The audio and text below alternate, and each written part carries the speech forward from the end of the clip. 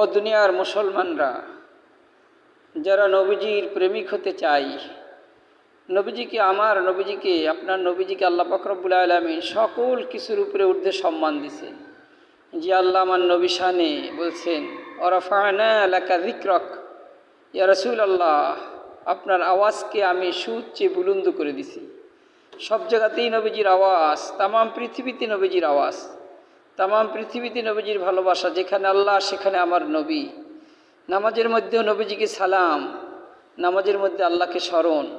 সেই নবীজির মোজেজা কত! তামাম নবী আলাইহিস সালামদের মোজেজা এক জায়গায় করলে যা হবে, তার চাইতে বেশি, হাজার বেশি আমার নবীর মোজেজা।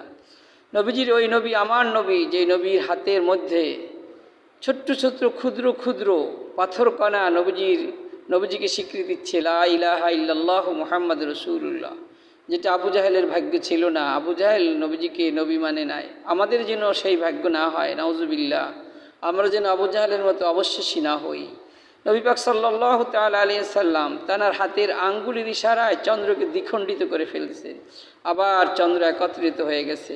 তো আল্লাহ পাক রব্বুল আলামিন আমাদেরকে যেন নবীজির প্রতি ভালোবাসা, সম্মান করে নবীজির প্রেমিক হওয়ার, কিয়ামতের ময়দানে সুপারিশ পাওয়ার যোগ্যতা লাভ করি, তৌফিক দান করেন।